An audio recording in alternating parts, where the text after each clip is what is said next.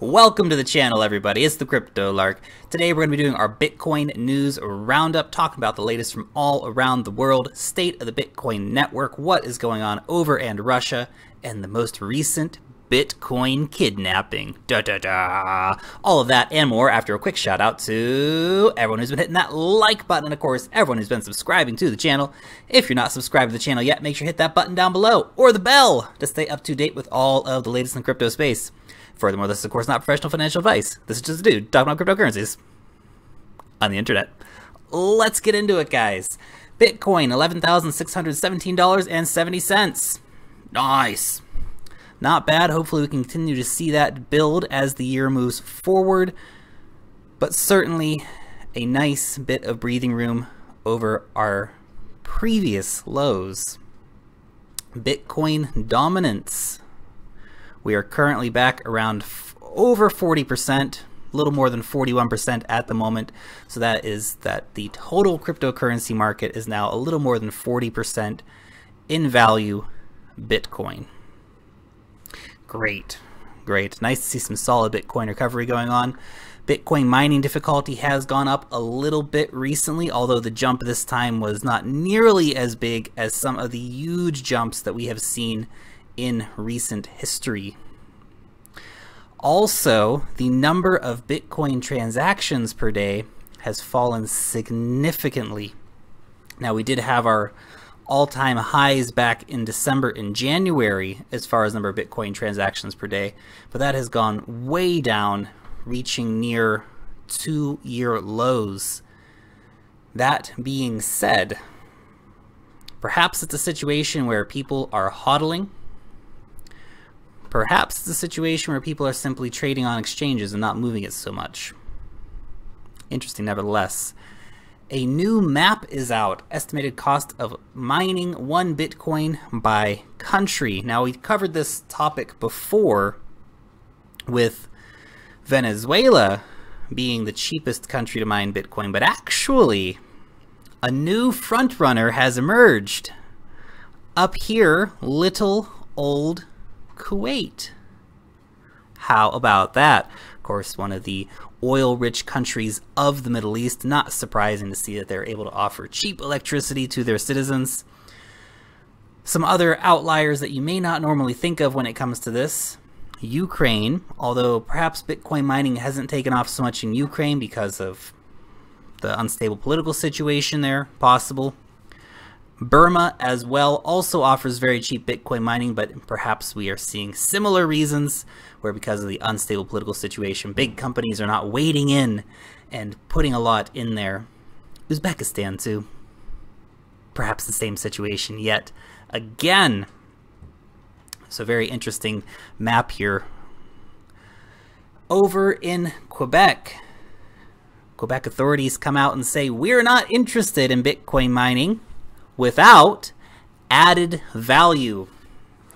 They are saying basically, if you want to come here and mine Bitcoin, well, that's okay, but we're not really just wanting you to come here and simply hook up and not really give anything back to the province. So that's interesting. Obviously, there's no specific details where they're saying we're going to introduce a Bitcoin tax or something like this, but I wouldn't be surprised to see something like that coming forward here in the near future. I think perhaps Quebec got a little too much interest in their cheap hydro. Over in Kaliningrad, the Kaliningrad authorities are offering tax breaks to attract Bitcoiners. Well, that's very interesting. Now look, the Russian government's going to be coming out with taxes for Bitcoin miners anyway, so maybe they're trying to set themselves up as that low tax zone.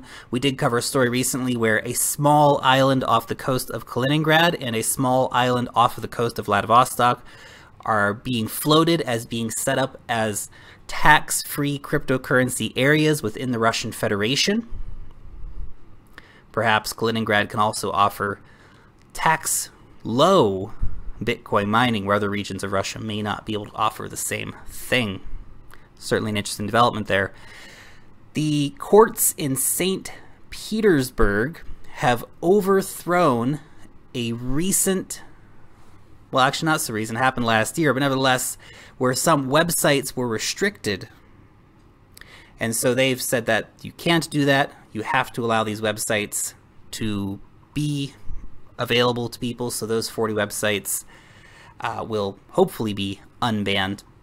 Of course, that will be going up the legal chain to the next court. Other courts will be looking at that as well, thinking if that is something that should be moving forward. Also, the Russian ministry is offering to set up crypto exchange for miners. Well, this is an interesting one too. I don't know how I feel about a Russian government-run cryptocurrency exchange. This is, of course, allowing crypto miners in Russia to change out for fiat. Make of what you will, but that is a service that will be offered potentially by a Russian ministry. Over in Iceland, developments on the story about Bitcoin mining hardware theft that we had the first inklings of about a week ago. 600 Bitcoin mining ASICs worth $2 million have been stolen. Police have apprehended some suspects. They do have them in custody and are talking to them. But this is definitely something that we're going to see more of in the future. Criminals trying to find cryptocurrency farms and rob them. Because they're money machines, guys. Money machines. Of course people want to steal those without a doubt. This is an interesting article. Well, not so interesting, but an article nevertheless from The Guardian. Bitcoin is based on the blockchain pipe dream. Hold on, let me get my pipe out. Blockchain. Yeah, man. Look, if you read over this article, you can find that the author makes some misassumptions, we could say, without a doubt, and conflates some ideas together. Overall, I completely disagree with what this guy is talking about, and actually started looking a little bit farther. And if you look at The Guardian, you can see they don't really have any cryptocurrency positive articles here. Bitcoin faces regulatory crackdown. Bitcoin is noxious poison. Bitcoin falls below $6,000. Lloyds Bank bans customers from buying Bitcoin. Bitcoin is the biggest bubble in history. Cryptocurrency trader forced at gunpoint to make Bitcoin transfer. Cryptocurrency exchange in Japan to refund 400 million stolen dollars. Bitcoin falls $1,000 after South Korea promises crackdown on trading. None of those stories talk about any of the positive stuff that's going on with Bitcoin, network developments, adoption around the world, the ability of people in underbanked or unbanked situations to be able to be their own bank, access money and funds. You really have to wonder about the angle and the people behind this publication. Up next, CNBC. The bastion of some kind of information. Why stuffing your retirement savings with Bitcoin may be a bad idea. Expect fees and risk, they say. Well, look, I can agree that absolutely cryptocurrencies are a volatile asset class. Yes, there will be fees. Yes, there's risk. But what I don't think that they can underline here is that there are fees anyway with retirement funds, and that there is risk also with fiat currency. Now look, you might say, yeah, Lark, but I live in the USA, or yeah, Lark, but I live in the UK or the Eurozone, therefore it's not so important, and you know, my currency's okay today. What about in 30 years from now? When you retire, there's risk there too, and most people don't point that out. Just because a currency has been okay for a while doesn't mean it's always going to be okay. The United States, for example, has more than, I think, $21 trillion in debt right now, and they've just added a massive amount more to the yearly debt that they're going to be accruing. Just because your fiat currency is okay at the moment doesn't mean it always will be. Just talk to the citizens of Argentina. Just talk to the citizens of Ukraine. Just talk to the citizens of Russia. and on and on and on and on. Next up, the UAE.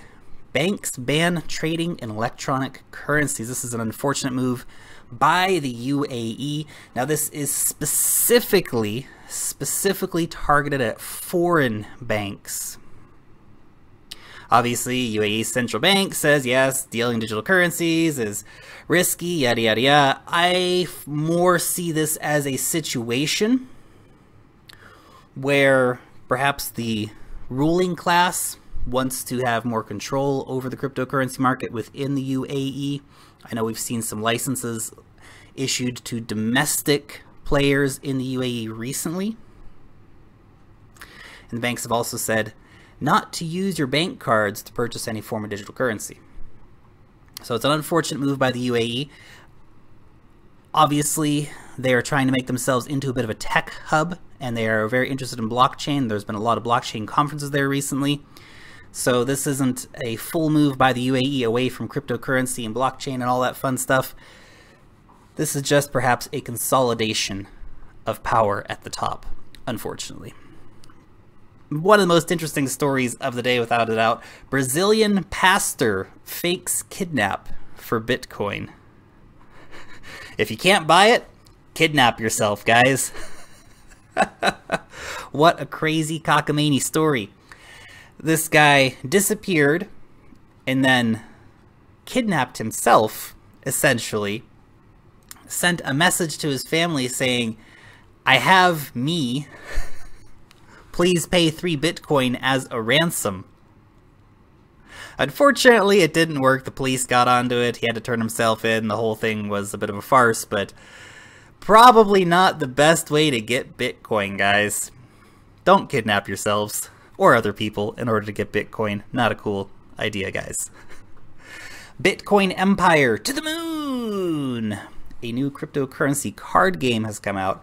Ran across my social media accounts today. I thought, oh, this looked pretty interesting. So if you're interested in getting a Bitcoin card game, they're having a Kickstarter at the moment where you can go over there and check that out and get it. They have things like Moon Bear and Moon Walrus and different things like this. It's a pretty goofy sounding game, but Bitcoin themed nevertheless. Over in Taiwan, more serious story. Taiwan airline accepts Bitcoin, seeing bright future for tourism sector. Cool. The more airlines, the more serious quote-unquote businesses that accept Bitcoin, the better. So that is very exciting to see yet another airline looking to accept Bitcoin. Hopefully we'll see a whole raft of digital currencies accepted by major transport players, for example, and hotels, and really everything at some point here in the near future. Obviously, again, East Asia leading the way. I liked this quote from the CEO of Binance. I decided to quit my job and jump into crypto full-time after attending the Bitcoin conference in Vegas in December 2013. It's also Remit Vitalik not giving away ETH. Matt R., Brock P., and others. Best $2,000 including flight I ever spent. This was in response to the most risky investment some people ever made, was spending $400 on a ticket to attend Bitcoin conferences some years back. Bitcoin is an amazing opportunity. Cryptocurrencies in general are an amazing opportunity. There's an amazing community of people actually there being involved, creating this technology, supporting this technology, in spite of all the central bank and government BS that goes on. The people who are actually out there doing are a great group of people in general. And there are some really cool connections that can be made by going to a conference, going to a local blockchain meetup. Look around, check out meetup.com. Probably there's blockchain meetups in your town. A lot of the projects have outreaches and groups that form NEM and Bitcoin and Neo, and all this different projects are continually having meetings all around the world. So get involved, guys. Don't just watch videos on YouTube. Go out there and actually check it out and meet some like-minded people and get involved in this, because there's so much opportunity out there if you're willing to see it and if you're willing to jump on that opportunity. And finally, we're giving away $50 worth of Bitcoin to one random winner. Hey! Mitchell Art. Yes, Lark. Always positive. Always real. Love the work. $50 worth of Bitcoin coming your way, Mitchell. If you guys want to be in to win some Bitcoin next week, put your address in down below. Long live the blockchain, and peace out till next time.